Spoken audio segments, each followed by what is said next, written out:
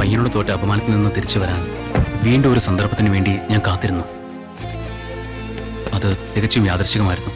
Master, ഇദ്ദേഹം ഒരുപാട് പ്രായമുള്ള ആളല്ലേ? വേറെ ഏതെങ്കിലും ചെറുപ്പക്കാരുണ്ടെങ്കിൽ. തുടങ്ങിക്കേ.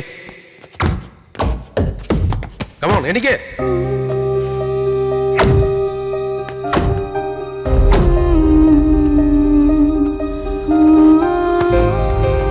സത്യം പറഞ്ഞാൽ നിനക്കൊന്നും പറ്റിയതല്ല ബോക്സിംഗ്. നിന്നെ കൊണ്ട് ഒരു കാലത്ത് ഒന്നും പഠിക്കാൻ പറ്റില്ല. പോവാൻ നോക്ക്. ഇവിടെ ഞാൻ വേദന സഹിച്ചാ പഠിച്ചതെന്ന് അദ്ദേഹത്തിന് മനസ്സിലായില്ല.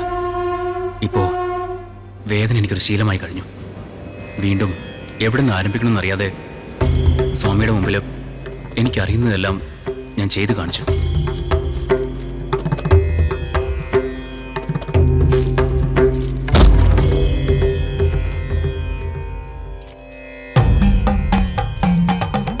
അപ്പോഴായിരുന്നു ആ സന്യാസി പറഞ്ഞത്, ബോക്സിംഗില് പഞ്ചിങ്ങിന് എത്ര പ്രാധാന്യമുണ്ടോ അതുപോലെ തന്നെ ഒഴിഞ്ഞു മാറുന്നതിനും പ്രാധാന്യമുണ്ടെന്ന്.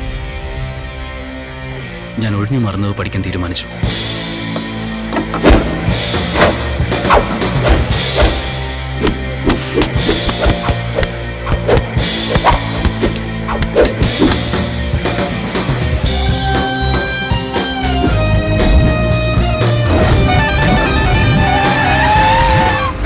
റോഡിന് നടുവ് എന്താ കാണിക്കണ? മിസ്സിംഗ് പഠിക്കാം. നിന്റെ മിസ്റ്റേക്ക് സൈഡിൽ പോയി കാണിക്കടാ.